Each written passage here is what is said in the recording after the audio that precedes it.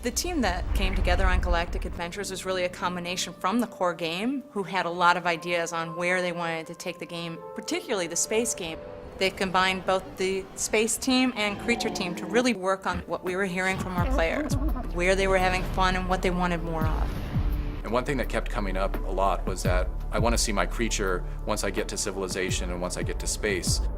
And really get close and personal on the planets, beam down to planets, walk around on planets, and do things on the planets. In Spore, players explored the cosmos, but they were always confined to their starships. Now, with Galactic Adventures, their creatures can beam right down to the planets and play a variety of adventures.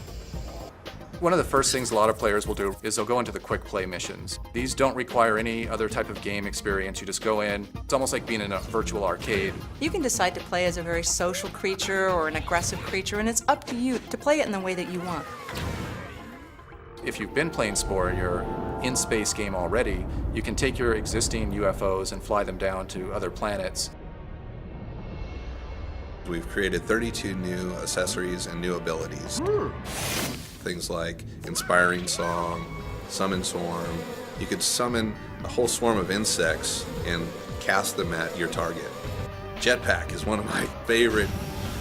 Launch your jetpack, big burst of flames coming out of the back of your creature.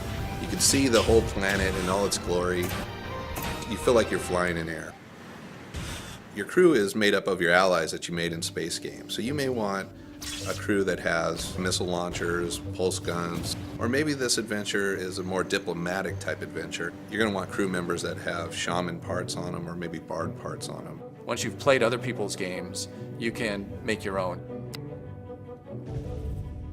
We tried to make the adventure editor as easy to use as the creature editor. We really wanted to make it easy for players to create gameplay, moving things from the Sporepedia onto the planet in a single click and drag approach.